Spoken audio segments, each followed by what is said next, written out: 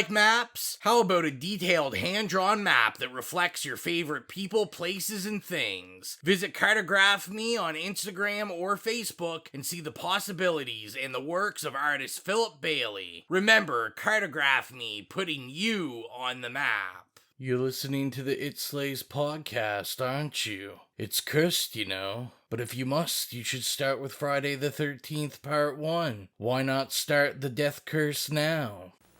1, 2, 3, 4, 5, 6, 7, 8, 9, 10, 11, 12. Friday the 13th. You may only see it once, but that will be enough. Friday the 13th. Rated R. Now playing at Man Westwood, Man's Hollywood, and a theater near you. We're going to expand our weekly video segment to take you into the back shelves of your local video store. Back where it says horror videos and where kids are devouring some awful films that we call the video nasties. Are you freebasing? Inquiring minds want to know. I have to break free from this culture of mechanical reproductions and the thick incrustations dying on the surface. From the prime time, bitch. On with the new Fletch. The pain, I can assure you, will be exquisite. As for our deaths, come with me and be immortal.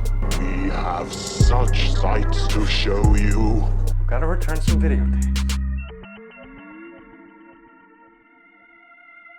Hello, horror hounds, and welcome to the It Slays podcast. I'm your humble host, Rowan. It's Exilia. And this is a box of wigs you found out on the sidewalk, Mike. And we are back. I was gonna say we're losers, but we're not losers. Everyone released their Friday the 13th episode on Friday the 13th. We record ours on Friday the 13th. Yes, infusing our episode with the very energy of this holy day. Yes, this episode is informed by the very essence of Friday the 13th. It is. We are baking it in the oven of Friday the 13th.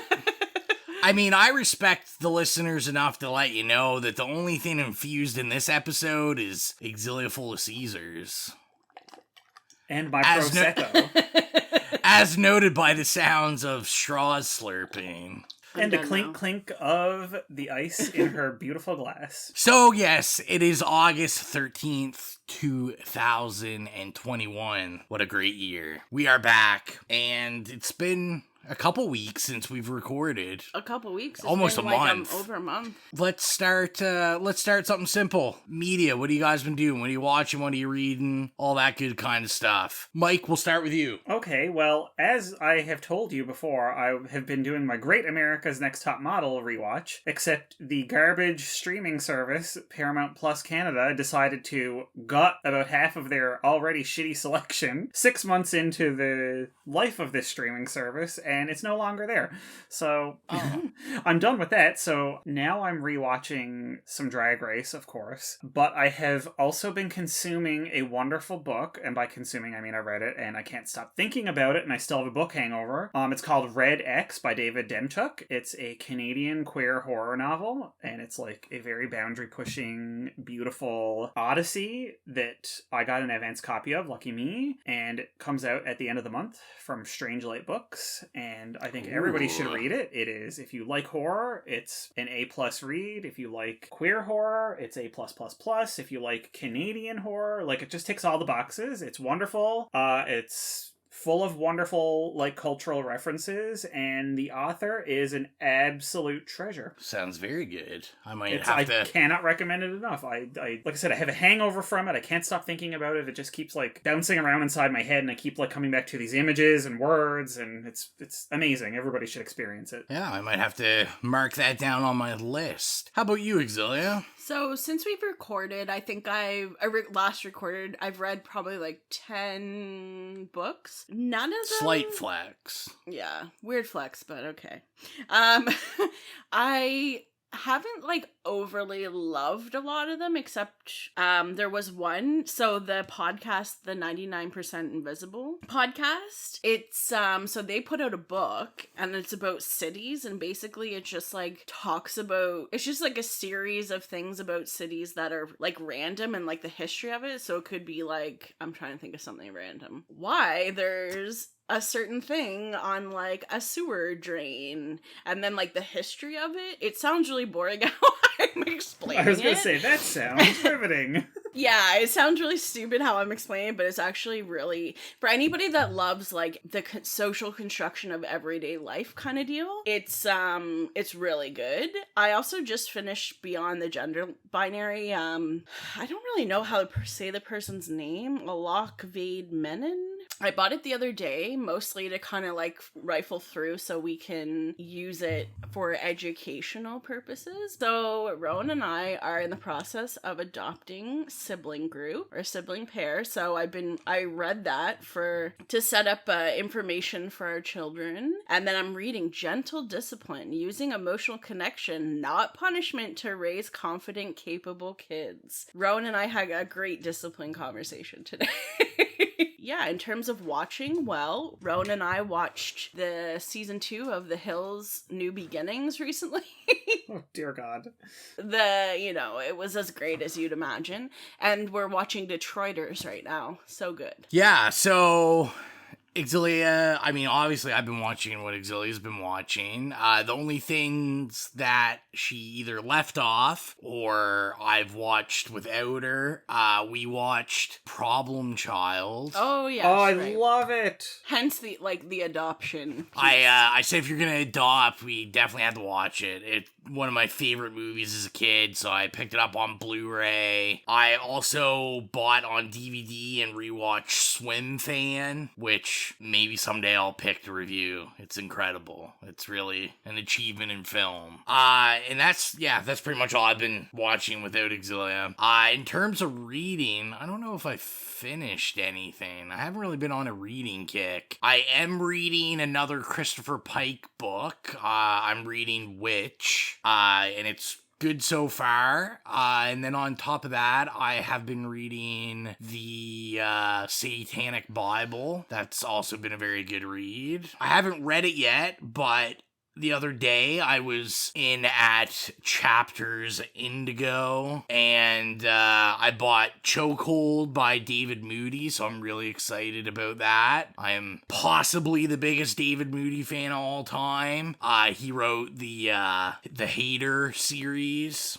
Which is horror. Oh, I do have one other thing I've been watching. So I work overnight, 12-hour shifts, and I've recently been watching on the History Channel. It will be like the blank that built America, and it's like, I think they have like food, buildings, etc. So I've been watching the food one. So I've been reporting to Rowan about, for instance, Big Biscuit, Big Burger. So it'll be like the history of how these like foods became this like massive cultural thing, and like the conglomerates behind it. It's actually really quite interesting. We've moved from Big Pharma to Big Biscuit. I just assumed Big Biscuit was talking about like a giant shit, you know? No, God. that's just what I call it. There was like one about cookies or biscuits, as they called them, and like burgers. Oh my, I literally watched like 5. I can't even remember the rest, but they're really great. I'm gonna look them up on Stack when I have some spare time. We won't waste too much time because, I mean, if you've clicked on this episode, you already know it is my pick, so it was a double pick. So we are gonna start with Friday the 13th, Part 1. I guess just Friday the 13th. Is it really called Part 1? I think it's just Friday the 13th. I think it's just Friday the 13th from 1980. So, this is the granddaddy of them. Directed by Sean S. Cunningham. Betsy Palmer's in it. Kevin Bacon. I think this is his first role. Mike, do you know? I think. I believe it was, yes. It's definitely like, yeah, probably first prominent role. And this one gave us Adriana. Is it Adrian or Adriana? Adrian King. I didn't write it down. Adrian King. Those are kind of our three main people. So let's start with talking about our first experiences. Is this our first time watching it? And as always, guys, we don't want to spoil the ending for Exilia. We don't want her to know that Jason the amount of times I've heard from Rowan and others, it's not Jason in the first one, it's his mom. Yeah, I get it. Thank you. I mean, we've all seen Scream. Yeah. I do have to say, we watched this like a few weeks ago, and we've also watched like part 1 and 2 of Fear Street. And for some reason in my mind, Friday the 13th part 2, and the Fear Street part 2 are like getting very jumbled up in my brain. So this could be a very interesting review. It could be. So let's start with you, Exilia. Is this your first time seeing the first Friday the 13th? Yes, it is. I think I've actually only seen Freddy versus Jason. Oh, okay. With the iconic Kelly Rowland. Yeah, calling Rowan and I. Freddy a small dick Christmas sweater wearing F slur. Yeah, What she does, it's an iconic moment in film history. I think it was back in high school that it came out, and Rowan got me to watch it, and I really liked it. I think we had watched it a couple times within the past, or not the past couple days, within a couple of days. Oh yeah, I love. I haven't seen it in years. Freddy versus Jason. I will go next.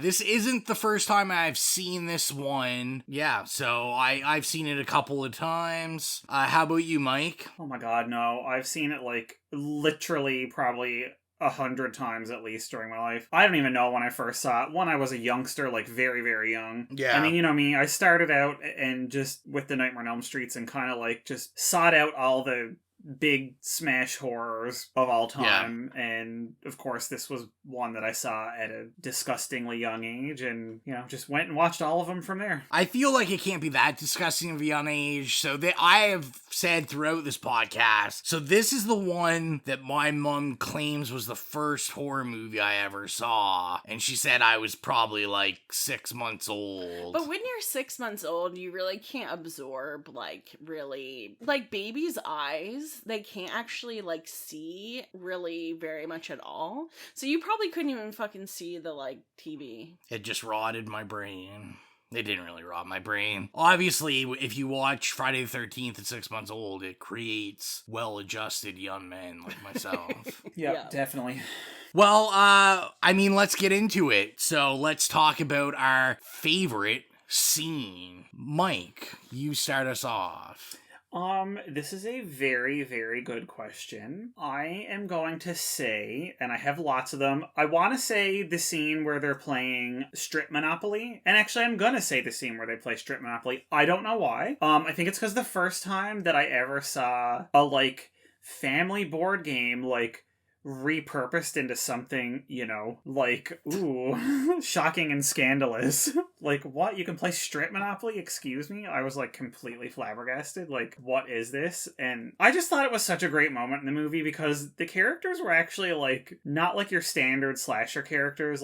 They were a little bit older and, well, I don't want to say more mature. Some of them were more mature. And I don't know, they just all sort of engaged in having a good time to various degrees. And I thought that was a really cool scene where, even Alice was getting in on it. And, they were just, smoking their grass and, chilling out. And, the murders had already started, but it was not, at a fever pitch. And it was, right before it kind of, broke. Yeah. And everybody got split off. And I just really liked it. It was a nice scene. And also, I just love that I love the character of Brenda, and she, her using the shoe became very iconic to me, and now I only play Monopoly with the shoe. Yeah, so really, because that influenced my Monopoly gaming, I think that's why I love that scene so much. And it's just wonderful characters. I like that pick. Exilia, how about yourself? My favorite scene is when, okay, this is really ironic that I picked this one, but my favorite scene is actually when the killer is revealed to be Jason's mom.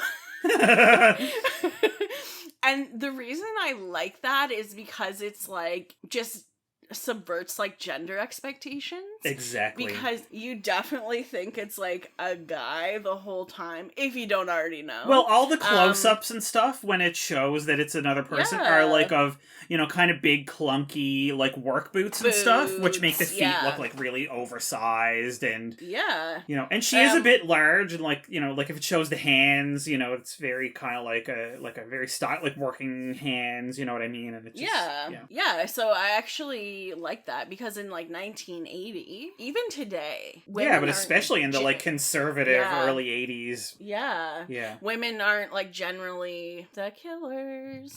So that was my favorite part. Interesting. Despite how much I made fun of the whole thing. I actually wrote for my honors thesis in undergrad. I wrote on serial killer films, and I actually wrote a whole chapter on Friday the 13th.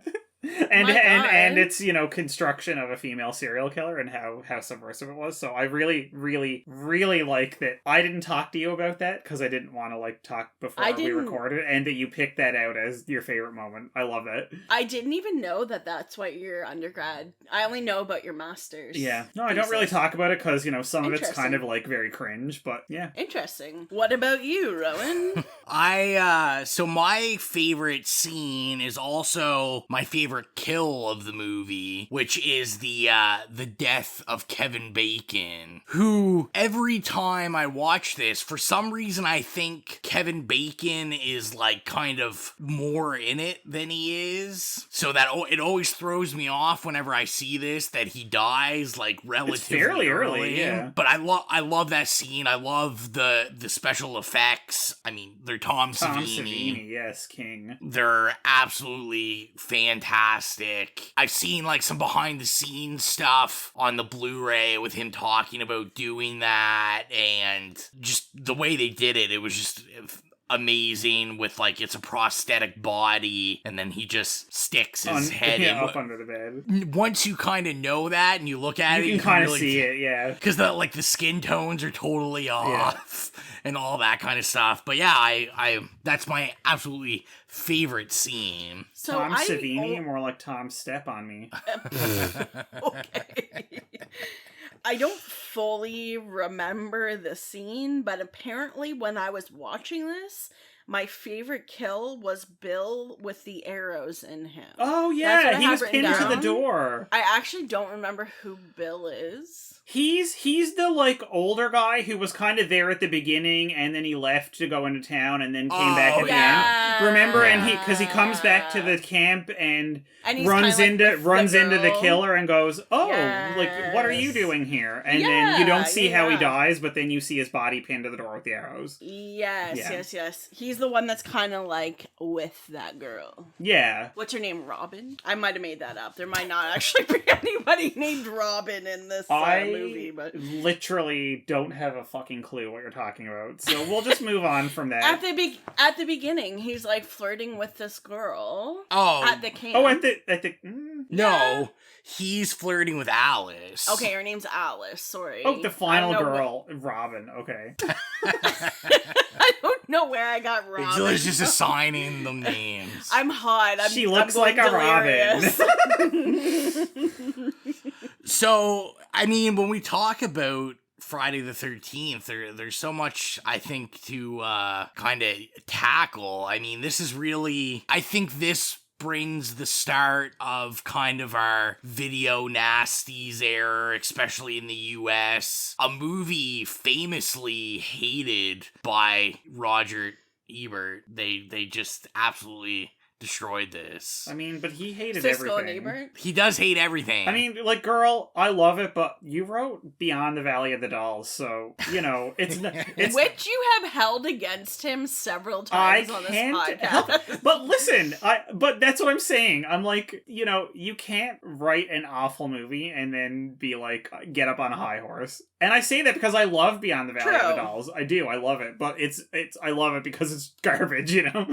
To me, this is that transition where we kind of really get into, you know, what we now think of as like generic slashers. Well, they're moving more into the mainstream as a like viable filmmaking option instead of like a more niche subgenre at the point. And this, I think this is almost kind of the first time we see killing for the sake of killing. Because I think about what comes before this. So, you know, obviously Friday the 13th's very influenced by Black Christmas and by Halloween. Kill it, mommy, kill it.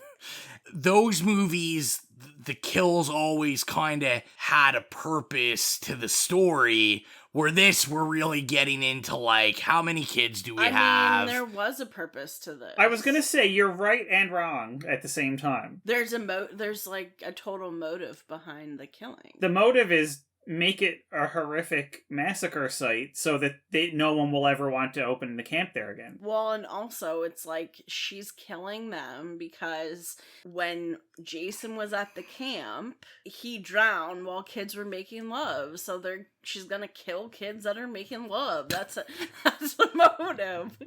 Definitely makes sense. I'm just saying, you guys are like, oh, I wrote my undergrad thesis, and Rowan's like, I don't want to be a historian here, and I have a note that's like, I hate battles. So, listen, me saying I wrote my undergrad thesis on something does not mean that I have any intellectual rigor about it. Let's be clear, okay? To me, all my thoughts were, and even though I know there's lots of arguments with Halloween, where I think Halloween's kind of really one of the first times we see, you know, the teens that have sex get murdered. I mean, this has just as much motive as Halloween. Yeah, but I'm talking about, I think to me, this always sticks out in my mind when I think about what we joked about with, you know, the rules of Scream. This is like those rules, because the motives were, like, they were having sex, they were doing drugs, they were drinking. But the motive was that they were having sex. Because when Jason was drowned, it's because the counselors weren't paying attention to him because they were too busy having sex. But also, that's the motive. You're right. I think it's that, plus she's just trying to make sure nobody ever tries to set up camp there, because she says several times, I have motive equals. But she says very specifically when she runs into Alice right before they reveal that she's actually the killer, you know, she says, why did they reopen this place? I told them not to reopen this place. And I thought that was sort of like a subtle way of saying, one of the reasons why I'm doing this is because I warned them not to open. Okay, and here they are. So if I make a massacre out of this, nobody's ever gonna want to open here again. See, I didn't take it like that at all. It was more like, honestly, I saw her, she's fucking like batshit, but also her whole motivation from what I like watched the movie was like came from not a like bad place. It came from a place of like caring in a very like strange and fucked up way. But it's like, because they're gonna be camp counselors, they're gonna have kids, they're doing training, but if they're having sex and they're busy, another kid might drown. So like, why open the place up so another kid drowns? I love Exilia's positioning on definitely standing. Like, she needs a shirt that's like, I stand with Pamela Voorhees. I'm just saying, like, I think Pamela. Let's make a shirt. Let's put it on my Redbubble. You're the frying Pamela. At the core of her, like, reasoning is, like, not a bad reason. It's, like, a protective The core of her reasoning is maybe that she's just fucking nuts. She suffered an absolutely traumatic loss. Right. And she doesn't is want the thing. I think we all can sympathize with that. But I feel like she wants to prevent it in the future. From that's what I was getting at. Like, sexing counselors. She knows that the same thing might happen, so she's trying to keep it from happening. Yeah. In whatever way. But I don't think it's like a vindictive, like, you went against what I said. I don't mean to say that it's vindictive. Yeah. I just think that she's saying like no amount of reasoning is going to stop camps from reopening here and the same thing from happening. So I'm gonna, She should have invented COVID. Oh, I mean, period. I like Team Bring it into Pamela is on the shirt, and then day. in small words underneath, she should have invented COVID. Exilia is the Friday number one seller shirt.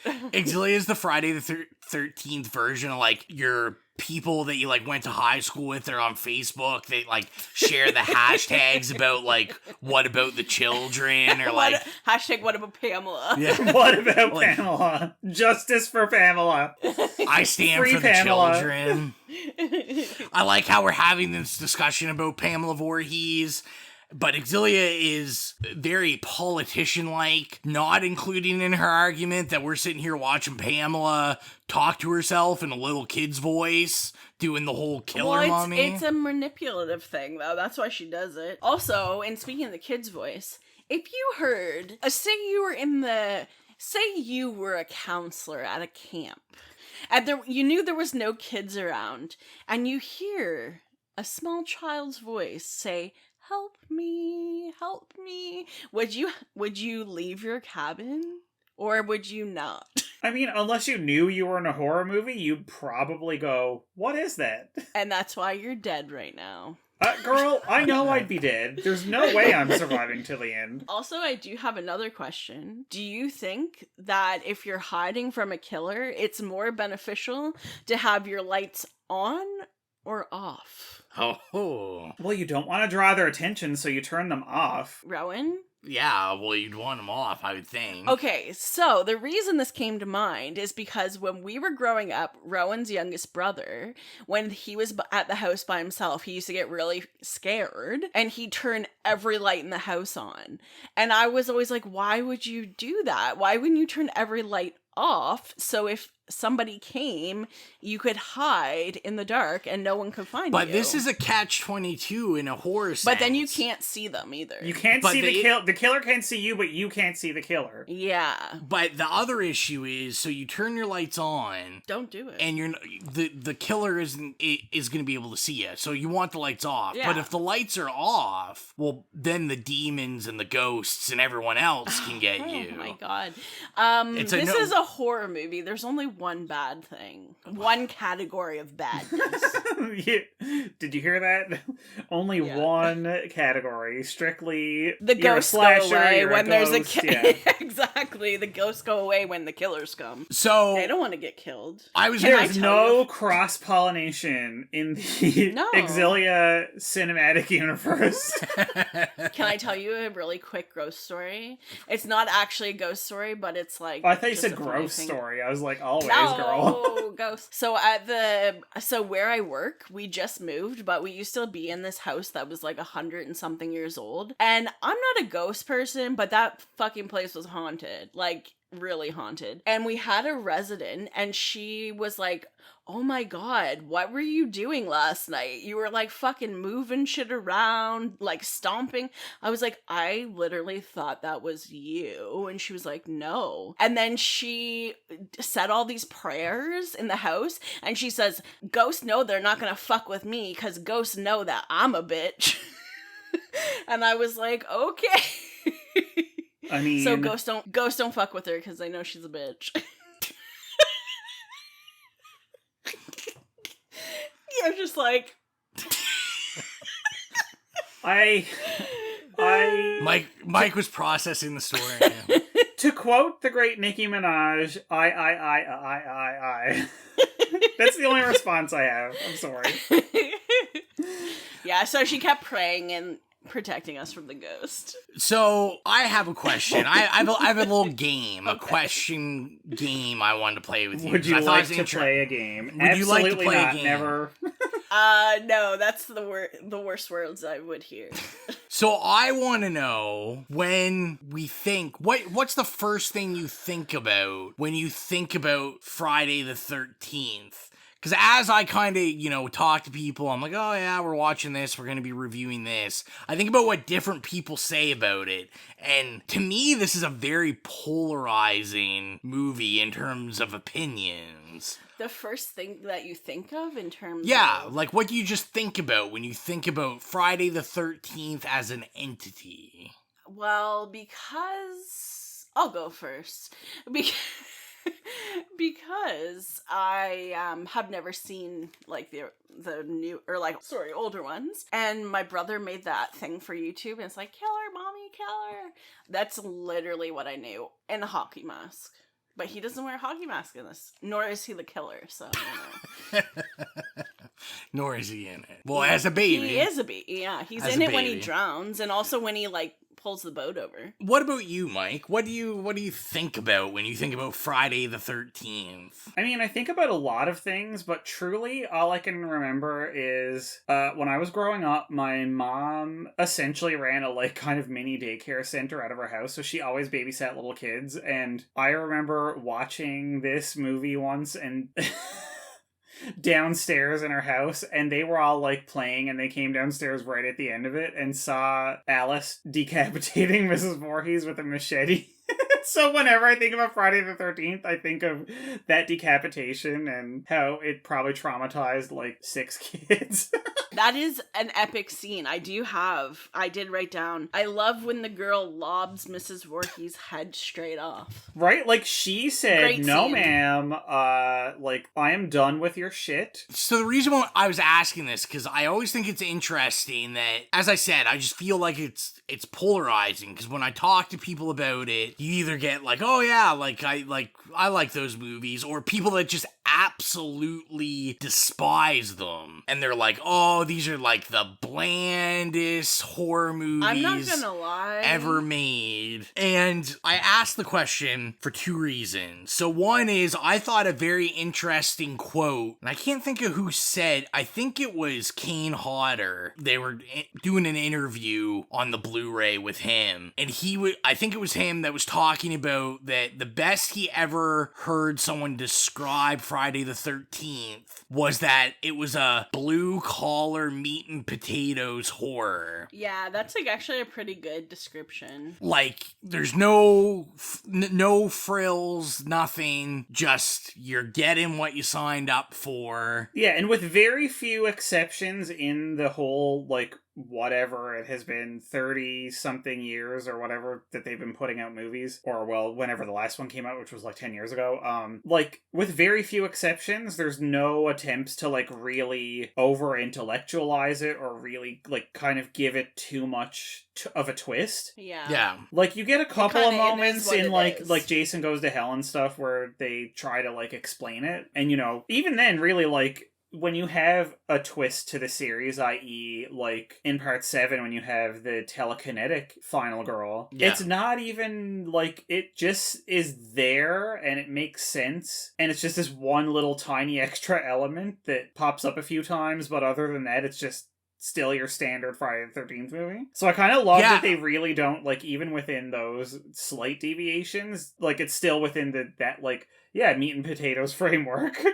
And I feel like the people that are fans of it, that maybe that's why, is it's dependable. Maybe that's the word. It is absolutely defendable. Where I think about other kind of iconic horror franchises, Halloween, Nightmare on Elm Street, even stuff like Chucky, stuff like that, they all seem to have at some point kind of really tried to go high concept or really intellectualize it, where I feel Friday the 13th has just always been comfortable, like, this is what I am. I'm just like a straight up slasher movie. You kind of have to have more respect for that, I feel. They've kind of like just stuck to their guns for, however long it's been now.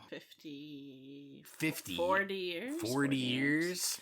But I mean, there hasn't been one in over a decade, I think, so. No, I'm hoping at some point. I've seen chatter that perhaps it will be coming sooner than later, hopefully. Because I know I heard they greenlit a Nightmare on Elm Street, so I'm hoping that but don't forget, this has been mired in legal shit, so that's why nothing has been happening with it in a million years. Yeah, well, and of course, that's kind of the sad thing. The other thing I wanted to point out about this that I always think's kind of interesting is I always think of Friday the 13th as the most famous. Did I say famous? See, now I'm drinking. It's the most famous unwatched horror movie. I think about all the branding. Friday the 13th. I wear a Friday the 13th shirt, a Friday the 13th hoodie. They were yours, but I wear them. But you go in the stores. Never seen the movie. You can go in the Walmart around Halloween. You can buy a Friday the 13th shirt. You know what that is, though? I think it's because it's like the canon. It's like in sociology, you have a canon. You have a horror canon. So it's like Freddy Krueger, Jason Voorhees, and Michael Myers. That's right, the pantheon of... And I think icons. That's why. Yeah, well, I just think it's interesting because, and as anyone that has seen this knows, and like we keep saying, like, Jason isn't in this one, but everyone's rocking the Friday the 13th shirts, and of course everything's got the hockey mask and Jason, where it's like, well, that's not till the third movie. I'd really like to talk about how when they're inside the cabin and they try to block the doors and everything, and they are like barricading them, but actually it makes no sense because the windows are massive, and eventually someone just gets like fucking like chucked through the window. So why? And it's like literally the cheapest, shoddiest glass, and it's like I don't even think they're locked. I think like you could literally just lift up the sash on the window and climb in. The windows are like 3/4 the size of the door. They're spending all this time barricading the door, and then someone and by the way, doing a poor piss ass job of it. But anyway, we're not going to go there. You know me and logic. That's true. Exilia hates if it's not logical. Doesn't make sense. Another, and although I think Halloween also did it first, I think another series that is more iconic for walking. The villain walking. Thank God. I hate when they run. You hate the running. That's a throwback. It's too chaotic. Yeah. Special points if you know what episodes that's from. Hate running. I can't handle the chaotic energy of running. But yeah, slow moving. One thing that I always forget when I watch this is how much I like the POV stuff in this one. I literally have down. That's like, I love that it's like the killer's point of view. And they do a good job if you haven't seen it and you don't know, because obviously in the POV shots, they're using a man. Yeah. Well, that's what we were saying when we were talking about how, like, when it's revealed, like, because the killer's wearing, like, work boots and honestly, like, work pants. Yeah. So it's her clothing is very chunky. Yes, she's got the big chunky like salty dog semen sweater on, and the big thick like work pants and the work boots. But which makes sense because it's you could maybe look at it and go, oh, they were trying using that as like a red herring to try to like pull the wool over our eyes, the cable knit wool over our eyes. But like it makes sense because she's fucking trotting through the woods and killing shit and running around the woods and knifing people and on the highway and stuff. So she's got to like have stuff that's gonna like hold it like armor, like hold up to the wear and tear. Can I also speak about the criminalization of mental illness with Ralph? Of course. I don't really have a lot of points at all besides the fact that it exists. Like, I mean, they call him Crazy Ralph, so... Right, and he keeps getting arrested, and it's literally simply because he has a mental illness. And I mean, realistically, he's just trying to warn him. He's the one that's right. He's the best one in the movie. This movie is a microcosm of North American mental punitive, health injustice. Pretty much. The guy's just trying to tell him about the death curve. I mean, Ralph why is, like, didn't the we only bring one that knows Foucault what the fuck's into this? happening? Okay, sidecast number 732, Foucault and Friday the 13th. Discuss. You know what? When I was doing my master's, I just like fucking cursed Foucault and I fucking cursed Judith Butler. But fuck you. I mean... No, but as like, now that I don't have to read them, I'm just like, you know what? I actually like agree with them probably more than like most scholars. Some I'm of their sorry. points are pretty solid. Except for, I'm sorry, Judith Butler is a fucking terrible writer. She is. She's an awful writer, but good ideas. She does present a lot of really good ideas. You just have to like really Unpack dig through the absolutely obtuse prose. It's true. Let's for a second talk about an iconic ending now. Yes. The boat, the dream. It was a dream or it wasn't a dream. Honestly, with the score. It's an ultimate setup for a sequel. It is. And I was interested to know Exilia's opinion specifically on it, because I know sometimes you don't like those twists. I mean, when it already, this is a franchise at this point, right? Yeah. So I know there's going to be a sequel, or like many, so it works for me. I don't like it when it's like I see the movie in theater and it's left to be just very ambiguous. Yeah. I was thinking, I always see online like the love and hate for it. Well, I mean, I want to put it like this. We're looking at it with the like benefit of hindsight and knowing that there's a whole series of movies and knowing that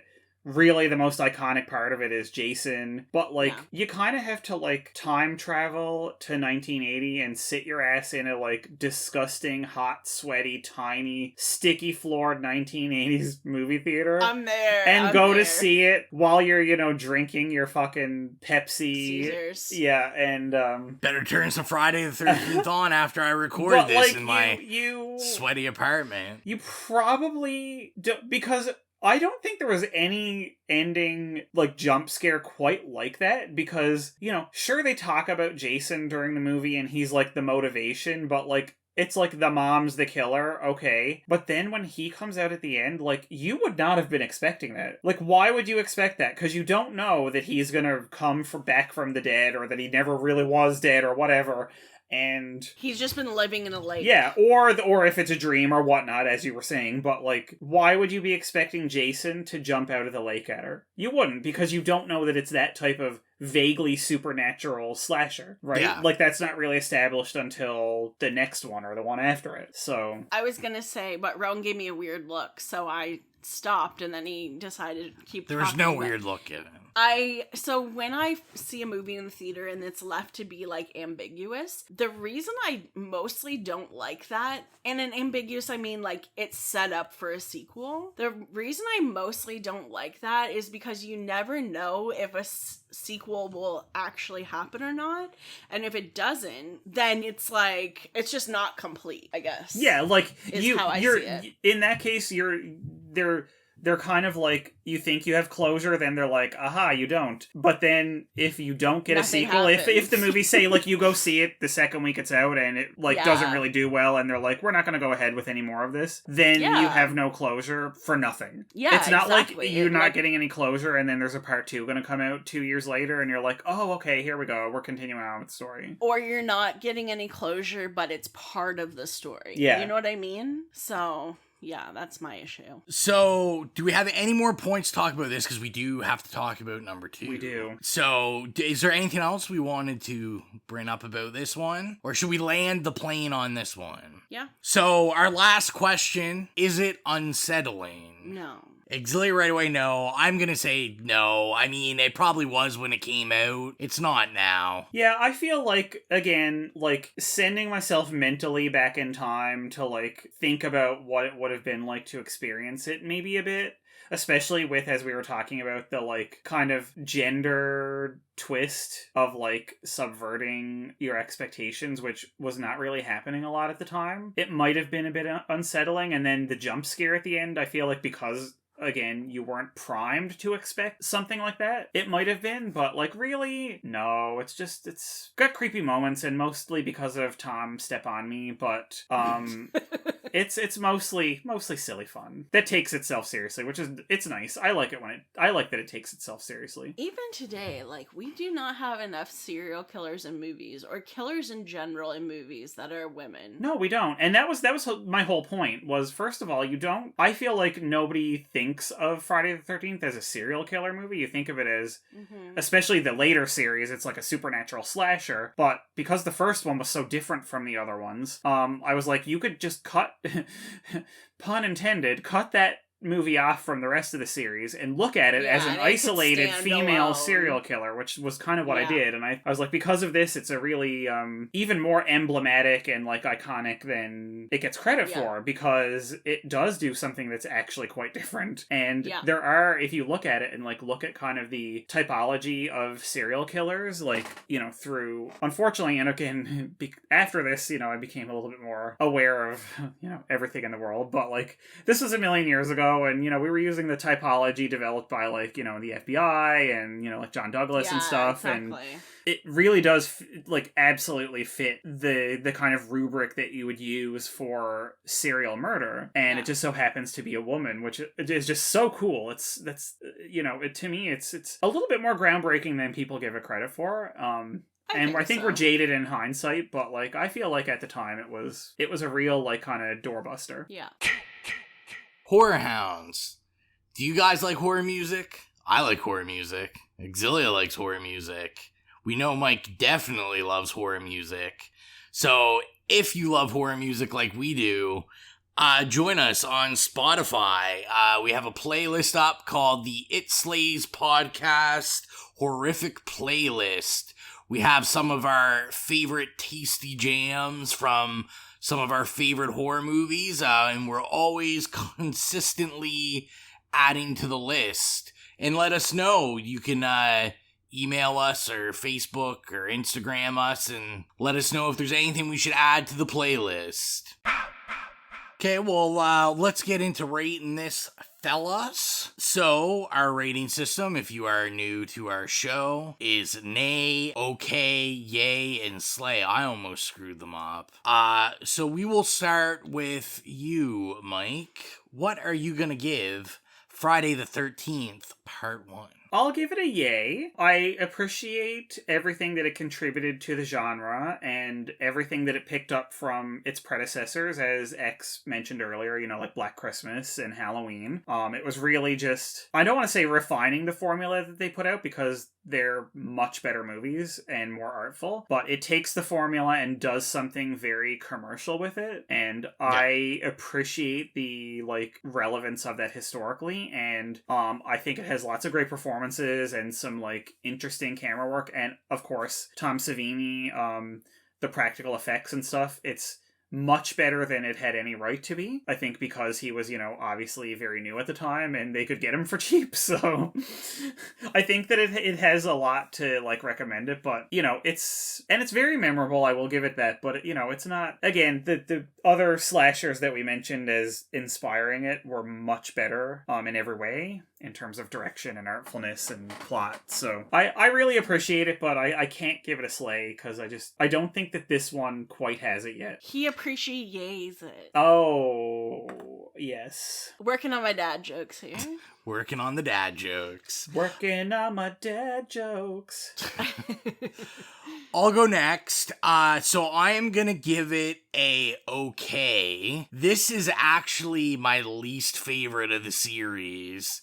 My least watched. I think, like most people, I really enjoy Jason once he fully comes into form. And yeah, I just, this is good. I think everyone should see it. You know, I think it is important. But, I don't know, there's other ones in the series that I could probably direct you to that probably would be better. Well, I mean, you're right, because the rest of the series, within about 2 movies, evolves into, like we said, like, supernatural slasher that's, like, just this, like, absolute massacre. It's just body count movies, whereas the first one, while it does have, you know, a fairly high body count, really, when you look at it, it's more of a, like, and then there were none, Agatha Christie, like, whodunit that just happens to be bloodier and gorier than most. Yeah. Right? Yeah. Because that's the whole thing. You don't know who's doing it, and, you know, it's it's like, what's the motive? Who's gonna die next? Who's gonna survive? But it's like, they're separated and they're dwindling one by one and nobody realizes it. And it's just, yeah, you're right.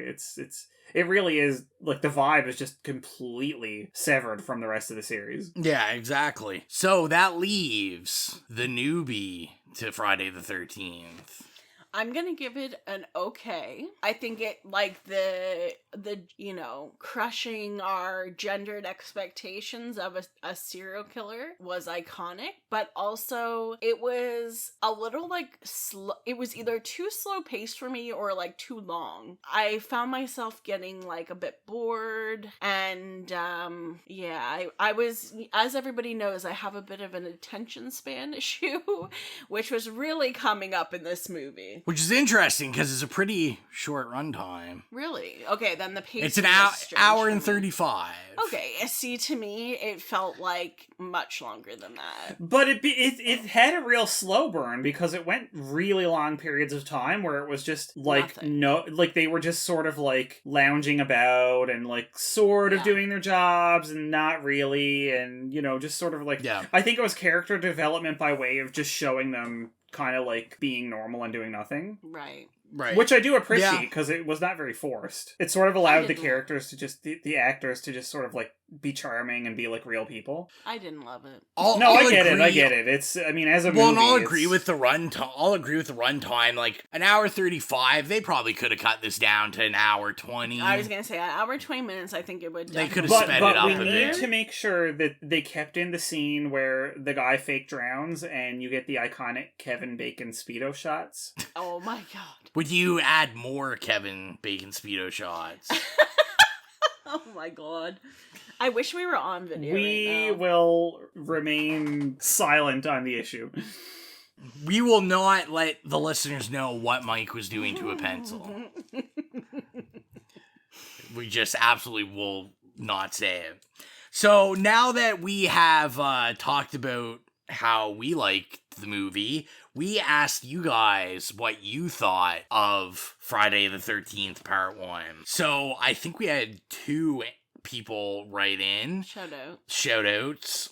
So the first on Instagram was Final Girl Nick. Icon, friend of the show. That's right. She said, one of my all-time favorites, ! I remember watching as a teen and dying that a female was the killer. Yes, she knows. Nicole knows, yeah. And then the other person that wrote in was Jennifer Stansberry, friend of the podcast. Another icon and friend of the show. Jennifer Stansberry. That's right. We love it. We Stansberry her. She said, it's a classic, and I think for people who only know Jason, it's a surprise. Yeah, for sure. So, let's get right into the budget game. If this is your first time joining us, I know how much it costs and how much it made. Mike and Exilia are gonna guess. Is this adjusted for inflation? I don't know. Girl, probably not. Like, I got the numbers from Are we economists IMDb. here? Like... I mean, there's a calculator online. Anyway, the winner gets to cut off the loser's head. That's okay. Perfect. That's how it's gonna go. I'm looking at bitch. So let's let's start with how much the movie cost. Mike, what is your guess? I'm gonna say $5 million. $5 million. I'm gonna say $3.4 million. I'm gonna say $1, Bob. So I did not. I mean, you're both over. Oh. But I guess Exilia is the closest. So this movie cost $550,000 to make. I'm impressed. Girl, like that movie looks good. So this is a micro budget. It was very independent when it came out. I mean, we've watched movies that were like a $5+ million budget that were fucking terrible. Yeah. So let's get into what it made. Exilia, what do you think it made? $9.6 million. $9.6 million. Mike. I'd say about 10. About 10. Oh my god. So $9.6 million and $1. Oh my god. Mike is gonna take it. Neither of you are close. So this made $59.8 million. Yeah, no wonder there was 800 of them. Like after a billion of them. This was a smash. they immediately greenlit 16 a sequel. others. They said, we need to make one, it needs to come out, and these need to come out, like, all the time. So, yeah, and, I mean, think about that tiny budget, and they paid Betsy Palmer, like, nothing, really. And she would have been the most, like, Yeah. well-known person at the time, which And we is not didn't talk saying about very it. much, because, like, I mean, Kevin Bacon, nobody would have known who he was. Like, Tom Savini would have done almost nothing, I assume, at this point. Yeah, and we didn't bring it up, but Betsy Palmer, until very later on, not a fan of this movie. Yeah. She said she did it because she needed a new car. So, I wish I was just like, I guess I'll go to work today. I need a new car. but later on, kind of embraced the fans. I think just because this is what she was known for. Yeah. So, at some point you gotta, I call it the Jamie Lee Curtis, where at some point you just gotta come back and... Well, I mean, if that's, like, really ultimately what you're known for, like, it's a cult classic. You gotta appreciate the fans. Well, they're the ones coming to the conventions and, like, paying your bills, you know? Yeah, exactly. Buying you new cars. Yeah. Exactly. So, this is the time, the pee, Perfect. fill up your drinks, Sit in front of a fan for a minute. sit in front of fan, whatever you listeners are doing. And, yeah, we'll get into the trailer for part 2, and, we'll be right back. Just a reminder to follow us on all of our social media at It Slays Podcast. We're on Twitter, Facebook, Instagram, soon to be on Tumblr. Of course, we're on Spotify and iTunes. And if you're adding us on iTunes, don't forget to leave us an iTunes review. It doesn't even need to be 5-star. We appreciate 5-star. But the most important part is we want to hear from you. So write us a text review in the iTunes app, and we will make sure to give you a shout out on the podcast. Every review helps as it bumps us up in the search engine, and, you know, that's what it's all about. Back to the podcast. The body count continues. 14, 15, 16, 17, 18, 19, 20, 21, 22, 23. Jeff? The day you count on for terror is not over. Friday the 13th, Part 2, rated R. So, we got our drinks, had our pee breaks, and we are back. Friday the 13th, Part 2, 1981. We've skipped a year, or we have skipped ahead a year from the 80 to 81. We know the first one we made $59.8 million, so you know we had to milk this again. Period. They had to come back. But someone that didn't come back is Sean S. Cunningham, not directing this. He kind of told his story, decided that he, just wanted to oversee it as a producer. So he gave the mantle to Steve Miner. So Steve Miner in the director's chair for this one, who, well known in horror, he directed House, not House. American House, not Japanese House. The American House. Also director of Lake Placid, Halloween H2O. Nice. And comes back for Friday the 13th, Part 3, also. Which, I'm gonna fucking spill the tea right now. Steve Miner directing probably the 2 best movies in the whole series. And that is not a coincidence. Steve Miner knows his shit. He definitely knows his shit. This one, we don't have a Kevin Bacon or, there's no young George Clooney in this one. Yeah, but we got better things. We get Amy Steele, iconic final girl. We did try to bring back Alice for this movie, but unfortunately they just couldn't do it. I don't think the money was connecting. I'm not a historian, but from a few things that I read recently, because she's been doing a lot of press for the Grady Hendrix book, Final Girls Survival Club. Survivor Club, sorry. Because she actually, in a coup, by the way, they got her to narrate the audiobook, which is really cool because she's one of the most iconic final girls of all time. Yeah. I had been doing, when I was looking around about that, I saw some comments from her, and apparently one of the reasons why they chose not to have her role expanded in this and to kill her off was because after the first one she got a stalker. Yes, I was gonna say, yeah. Like, I feel like they potentially could have expanded her role in it or not killed her off, but... Yeah, I think what I had read also was the stalker incident, and then basically she asked for an absurd amount of money because she didn't want to do it because of the stalker stuff. And then was like, I'll ask for something absurd. If they give it to me, then I guess. But she, like, I think she asked, like, pretty much, you know, like, what the budget would be. So they were just kind of like, no, we're good. And, yeah, I mean, we got Amy Steele. So that is definitely a plus. And I mean, I'm going to say right now, I adore Adrian King and the character of Alice, but Amy Steele, oof, Ginny and Amy Steele, as you know, if you ever listen to our amazing April Fool's Day episode, we love Amy Steele. Is she the one with the bug? She's the main missus in April Fool's Day. Oh, she's the one with the bug car. I thought I was like trying to think. Yes, she's the one with the bug. Yes, yes, with the bug. Okay. I was like trying to picture, when was there a bug in this movie? Like... Well, I kept thinking about April Fool's Day. I'm like, a bug in April Fool's Day. It's like a beetle. So yet another connection to April Fool's Day. Exilia drinking Caesars on a hot day. And Amy Steele. Getting drunk and talking about Amy Steele. It was subconscious. So now this one, we can spill the beans from the get-go. Beans. We've been watching... I've been watching a lot of TikTok.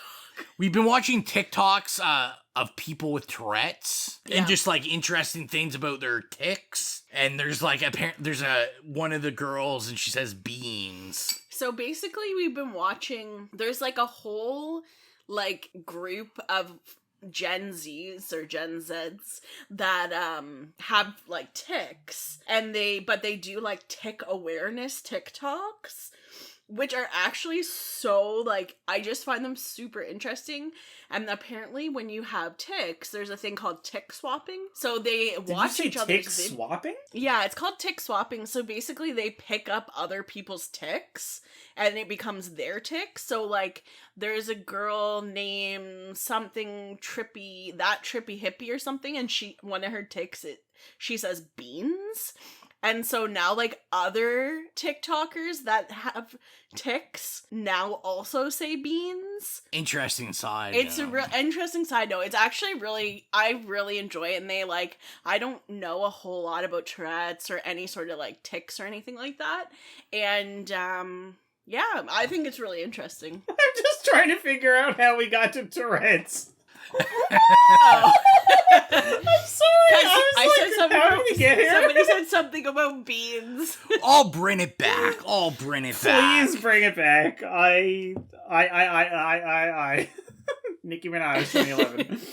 So we'll start, first question, our first experience. Is this our first experience with it? We'll start with you this time, Exilia. Yes. First time watching. Not the first time for me.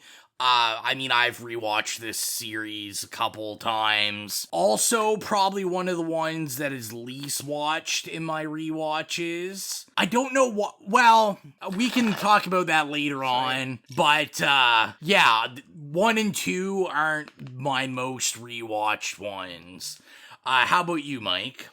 This one is probably one of the 2 that I've watched the most. This is number 3. Because they're both Steve Minor masterpieces. Steve Major masterpieces, womp.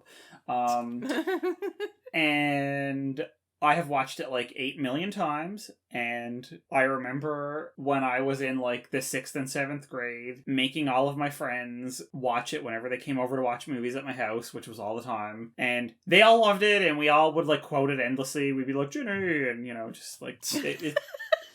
And we were all like obsessed with like horror, and like we would read horror novels, and like we would write little like short stories and stuff. And I could see the influence of this movie on our writing, on our like 13-year-old writing. So I have a very long and storied, and I'm not gonna lie, like, if I could pick one Friday the 13th movie to, like, take into the afterworld with me, it would be this one. Okay, interesting. I'd ask Exilia and everyone else, but I don't think that's fair because Exilia hasn't seen them all, so how would she know? It isn't fair. It isn't fair. I will say, this wouldn't be the one I would take. The one I would take, everyone in the world probably would eye roll me, which is Jason Goes to Manhattan. You mean Jason Takes Manhattan? Jason Takes How Manhattan. dare you, Ro? Jason Takes Vancouver. It's really his favorite. I love that one. I just have a special place in my heart for him. It's just so funny that, like, he doesn't take Manhattan until, like, the last 15 minutes of the movie. The rest of it's on a cruise ship approaching Manhattan. And then Manhattan is actually Vancouver. Well, I mean, minor detail. This is one that I have, like, made 4 notes for. Yeah. And 3 of the 4 notes, I don't remember what the hell they're in reference to. So, let's start with our favorite scene or favorite kill. Exilia, you'll go first this time. Is this the one where... Okay, so this movie, this is more so starting to get where I'm getting mixed up between the first one and Fear Street Part 2. Is this the movie where they go to, like, Jason's hut area? Yes, yeah. Yes. Okay, that's my favorite scene. Where they go to his hut area and his, like, dead mom is there, and the girl puts on the mom's sweater. Yeah. Ginny puts on the sweater at the end and is like, I'm your mother, Jason. Yeah, and honestly, she's wearing a dead corpse's sweater, and that freaks me out. I mean, you know that shit fucking stink. Yeah. It probably has, like, maggots in it and stuff. So... Well, because there's also her severed head on top of it. Yeah, so you know right. There's maggots and stuff. And apparently I had taken note of a kill that has something to do with using a cat as a distraction. Can't remember what it was, but... I'm pretty sure there's no cats in this movie. I don't know. It says first kill, good distraction with the cat. I have no idea.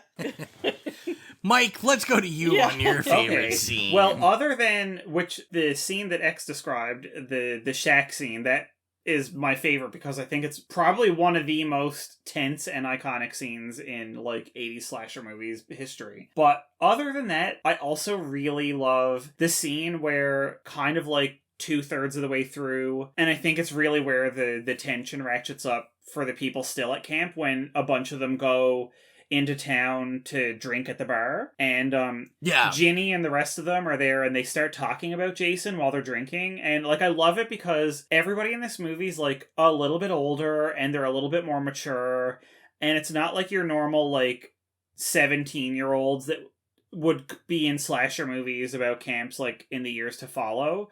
Like, I feel like they were all a little bit more adult, and because of that, they had more adult relationships and more adult conversations, and it's when they're, like, really psychologizing Jason, and I mean, obviously, because they very explicitly point out, like, Ginny's a psychology major, you know, and, like, that's her shtick, and obviously that is what comes into play in the scene where she pretends to be Jason's mother.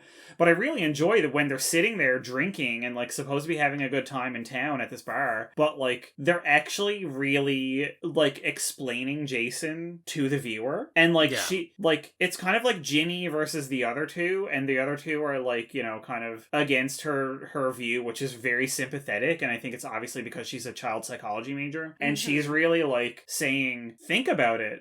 Like, if you're this person who saw their mother get killed, and are they feral out in the woods? And I mean, we have to say, it was 1981. She does use the R slur, which sucks, but I mean, you know, for the time, and I hate saying that, but, like, you know, like, I feel like that was a word that people used to, like, psychologically at the time, which is awful, and it's so ableist and disgusting, but, like, you know, and that was like, a technical term. I feel like, you know, we just have to address that. But, like, it's funny because she is using it, like, they're really trying to, like, paint a sympathetic character in this person who's like murdering everybody like indiscriminately, right? And I just really enjoyed that. I thought that was such a really cool scene where, you know, later down the line, a lot of slasher movies, like in the 90s and stuff, and even in the 2000s with like Rob Zombie's Halloween remake and stuff, they're like, we're gonna get into the head of the killers and stuff. But like, there weren't a lot of movies about killers just like fucking like upping their body counts at the time that like even tried to have a modicum of like psychological motivation. So I thought that like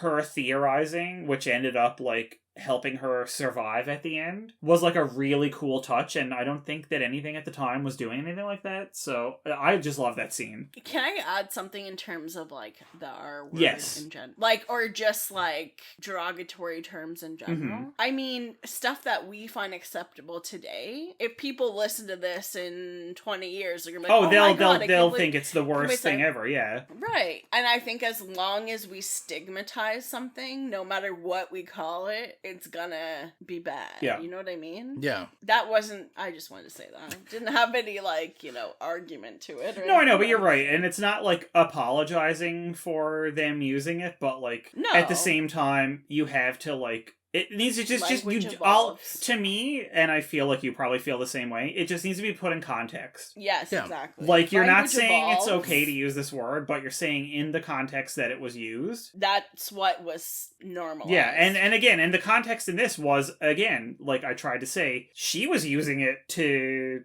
kind of like flesh this character out and add sympathy to it, right? So when I was in my first degree, I was in this course called like behavioral problems of children or something.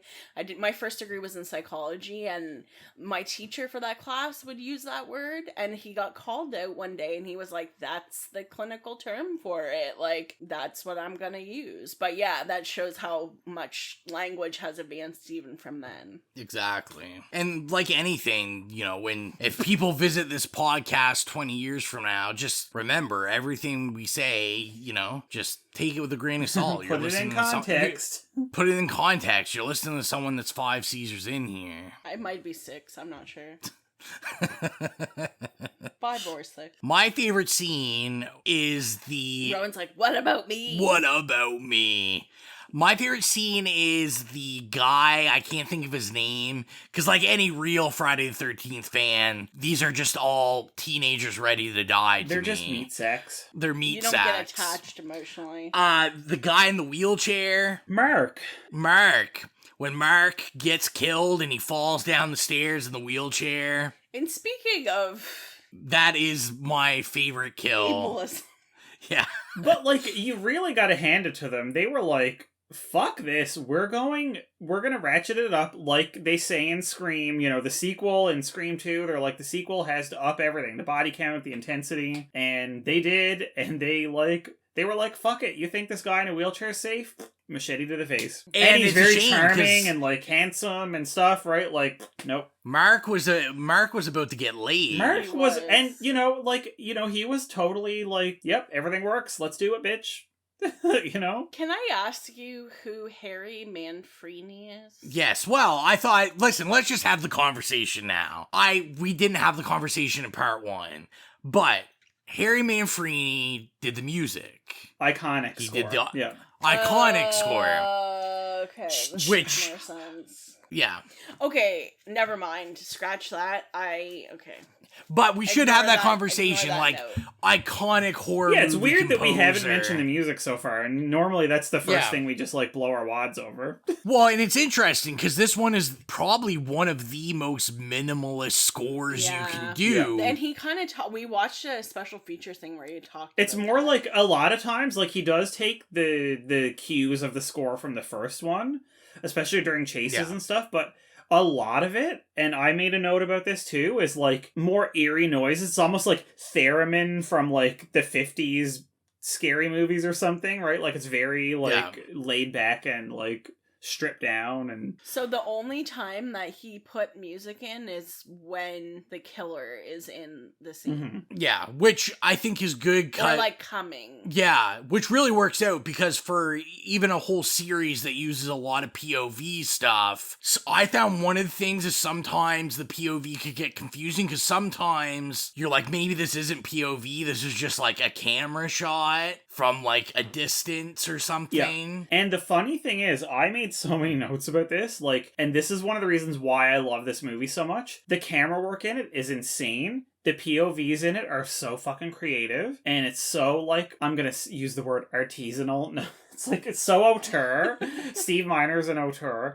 No, but, like, they don't use POV in the same way that, like, a lot of other slasher movies, including the first one, do. Like, there's a POV shot, or you think it is, and then, like Terry, the, like, you know, girl with the, like, crop top and stuff, and, you know, no bra, like, walking up to it, and it's just, like, the shots are just so amazing, and, like, it just so kind of radically different from, like, a lot of other movies at the time. But I feel like they completely did away with the POV shots of the first one, and one thing that I noticed in this, and I've seen this a million times over the years, and I don't think I really ever noticed it because I wasn't paying attention to it before I rewatched it for this recording. And it was that, like, it just full on shows Jason. Like, there are just shots that, and I've never seen this in a Friday 13th movie like this. Like in chase scenes near the end when Ginny's getting chased, it'll be like, you know, showing her running through the woods and whatever. But then it'll just cut to him, and it'll just show him running through the woods chasing her. And it's crazy. Like, they just don't try to do these, like, trick shots where it's like, oh, Jason's POV or whatever. They're really flipping it from a whodunit sort of like, we're putting you in the killer's shoes, to, no, we're giving you this third person view of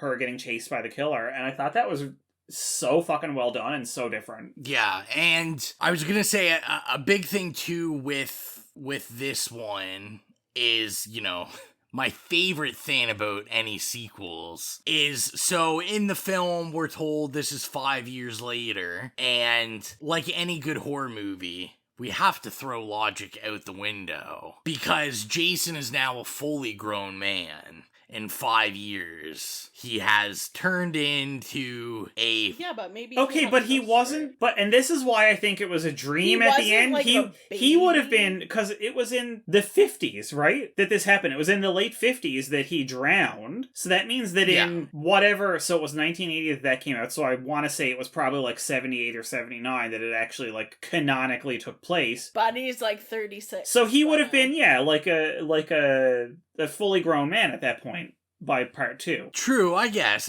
yeah, that definitely could be right. it. I'm just saying, like, I think... I mean, I'm not telling you that you should get any logic out of these. I'm asking, where did he get clothes that fit him? He's a big guy. Where does he sleep? His shack doesn't have a bed. Well, probably just on the floor. Let's talk about the clothes for a second. I think when you're evaluating, you know, you're reflecting on your life, you're evaluating your friends, like, who do I want in my life, who don't I want in my life? There's two kinds of people. There's people that like burlap sack Jason, and there's people that like hockey mask burlap Jason. Sack Jason, hands down. And I will say, burlap sack Jason is my favorite. I can't imagine anybody not saying burlap sack Jason. It's out there. It's definitely out there. They should have kept that. I love the look. I love the overalls. It kind of gives me that, like, I don't know why I think this, but it gives me, like, Wes Craven exploitation film vibes. It, like, that, like, Hills Have Eyes vibes, where we get, like, just the, you know, the farmer outback overall look. Well, it's like a scarecrow. It does. It's very much Scarecrow. Oh my god. Oof. I feel like there's something to tease out there. I never thought about that, but he's totally, like, Scarecrow chic. Scarecrow chic, yeah. Scarecrow chic. I love Damn, it. And this is definitely a different Jason than we're ever gonna see again. He's very human. He's very human. He's very agile. He runs quickly, his movements are quick. Like, he's just like a guy with a burlap But he's sack. also, and I have a note of this, he's also, like, Jason in the other movies is magically everywhere, right? Yeah. And he's supernaturally strong and can just, like, bust through a fucking wall and shit. But, like, this Jason, while he's very quick and runs and shit, he's really fucking clumsy and rusty. Like, think about it. There's so many times when he lunges at somebody, like, especially near the end, like with Ginny and Paul, and misses them. Or, like, when he's standing up on the bed, on the chair, and it breaks, and he...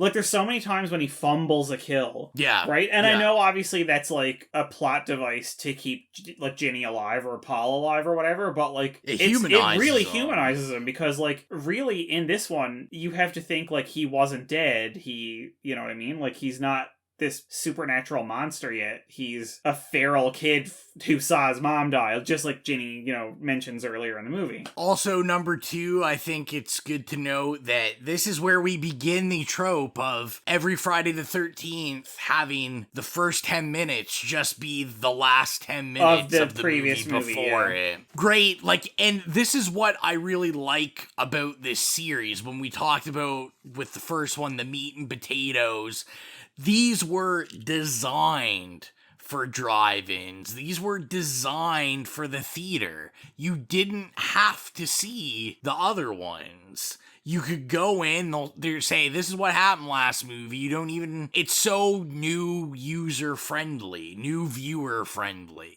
Because you don't have to see all of them. They'll tell you the gist of the story in the first 10 minutes. And all the rest of them. That theme is in all the rest. Even with Freddy vs. Jason, where Freddy gives you that whole breakdown of not just him, but Jason. I know some people complain about that and say, oh, well, that's because, you know, you can tell this is for the mainstream market. It's just as dumb as you can get and padding out the runtime. But I honestly, mean, I think it's really nice because, you know, like, people are just getting dragged to these movies and they're not going to pay attention to it otherwise. And it's like, maybe if you give them a little bit of a, like, 10-minute rundown of what they missed, they might actually get invested into it. Yeah, exactly. Well, and my thought is, especially if you're like me and your favorite one isn't 1 or 2, I can show 6 or 7 or 8 or whatever I want, and I don't have to be like, well, here is the story of all these other 7 movies. Like, I can be like, oh, it's gonna wrap everything up neatly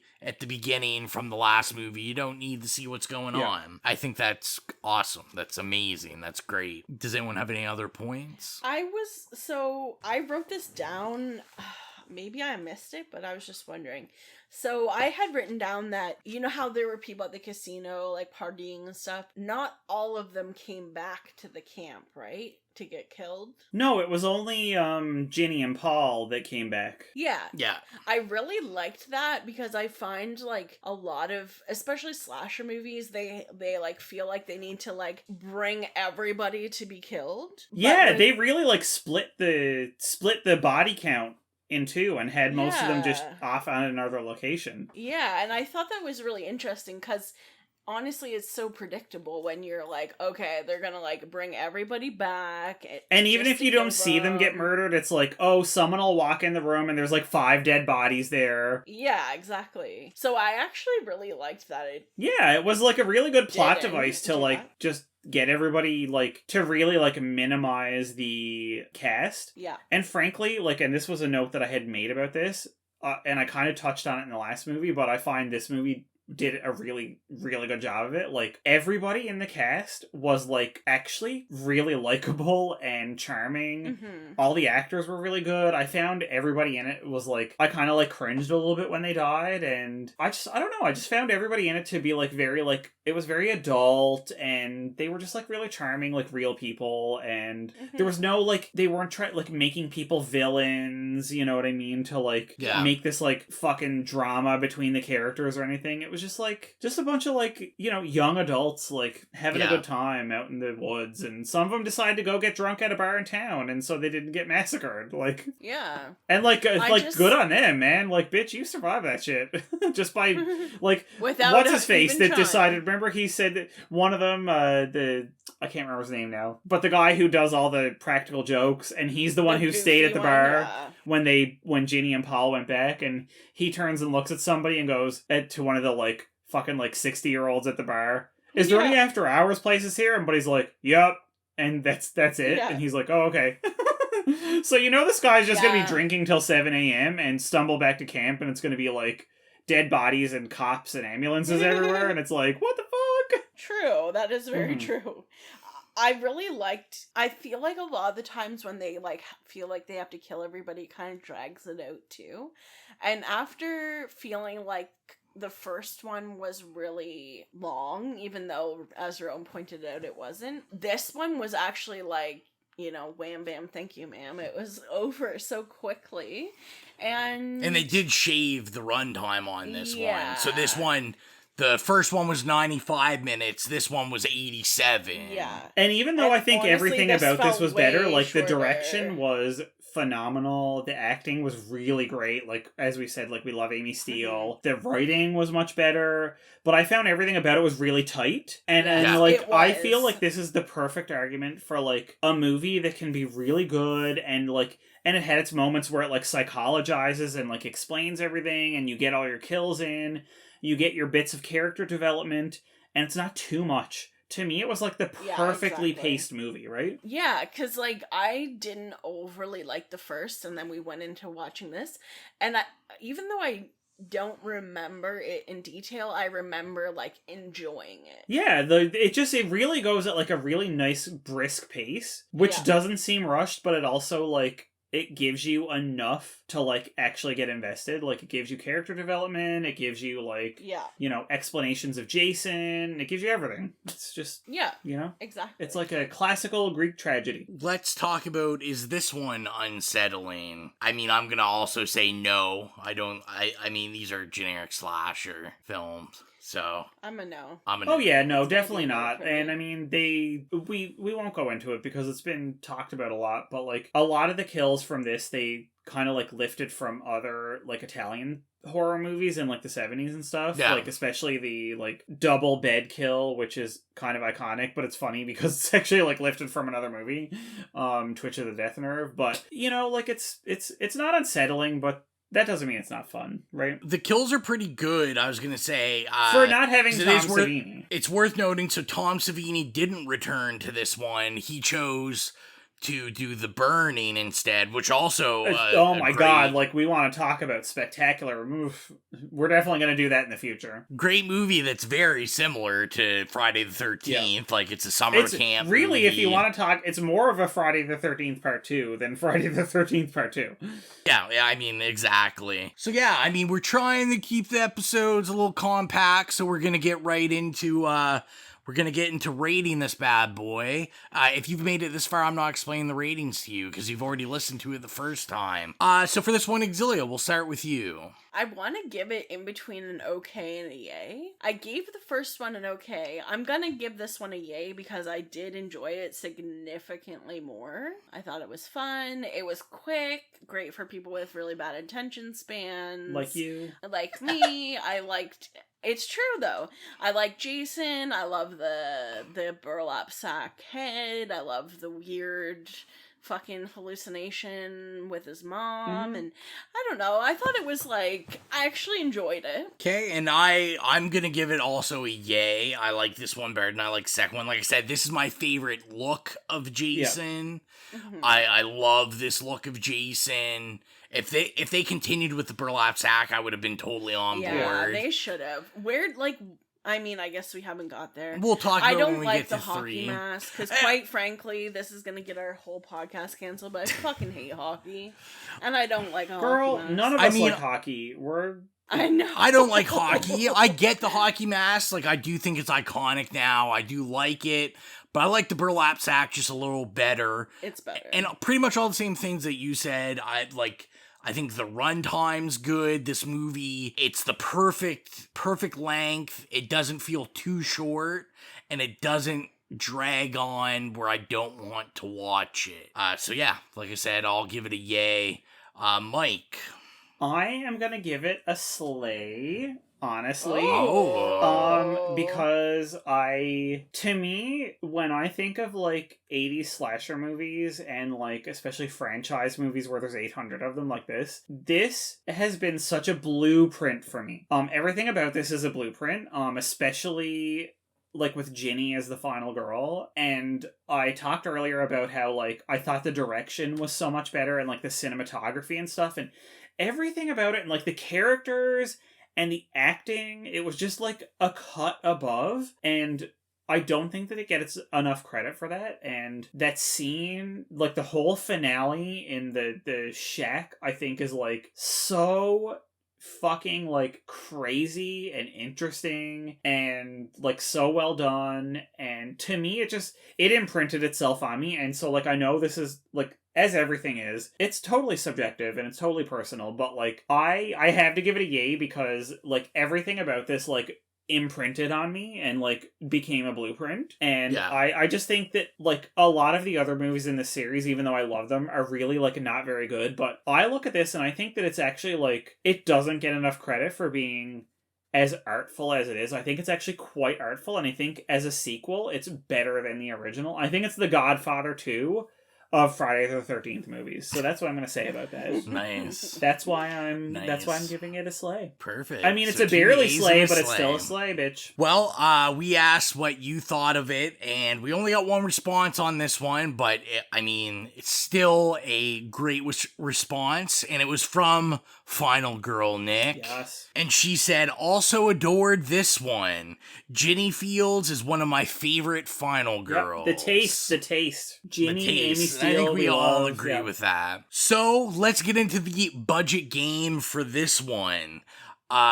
We will start with what it cost, and we'll start with you, Exilia. I feel like they definitely gave them a better budget. Maybe like 11 million. 11 million? Mike, how about you? 10 million and one, bro. Oh my god. So Mike will take it. No! So this film costs 1.25 million.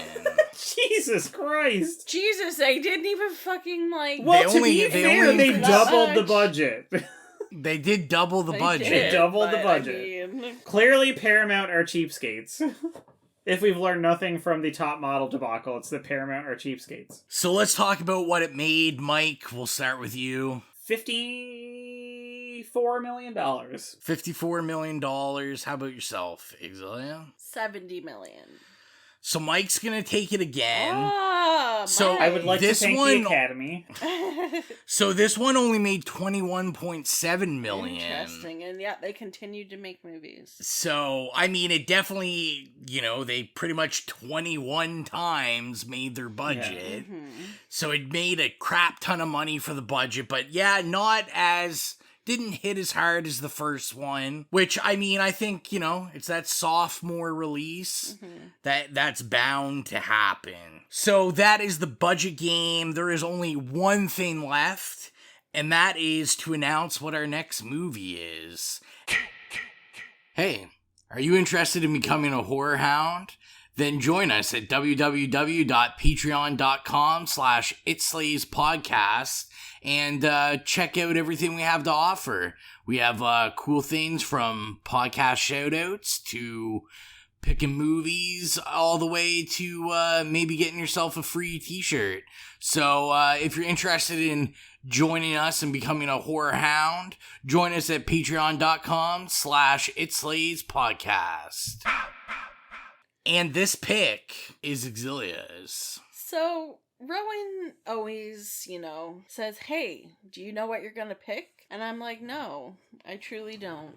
So, what were we watching? Shudder? Something on Shudder. We're just checking out Shudder, seeing what's up. And, of course, there's a German movie, so I have to, watch the trailer. And I said, okay, that's the movie I pick. It's called Der Bunker. It looks nuts. and have no idea what it's about, and I'm excited to watch We're all gonna find out. We're all gonna find out what it's about. It looks fucking weird, which is awesome. So, we'll be back with Dare Bunker next episode, and, we'll keep you in suspense. We've got some big changes, some big news next episode. Yes. That we will release to the world. But I think that is everything for this evening. I think we've kept you long enough. So, as always, thank you for all the support. I'm your humble host, Rowan. Bye, it's Cecilia. It's Mike. Peace out. See you later. Bye. We're going to expand our weekly video segment to take you into the back shelves of your local video store. Back where it says horror videos and where kids are devouring some awful films that we call the video nasties. Are you freebasing? Inquiring minds want to know. I have to break free from this culture of mechanical reproductions and the thick incrustations dying on the surface. From the prime time, bitch! Monmouth and Fletch. The pain, I can assure you, will be exquisite. As for our deaths, come with me and be immortal. We have such sights to show you. Gotta return some videotapes.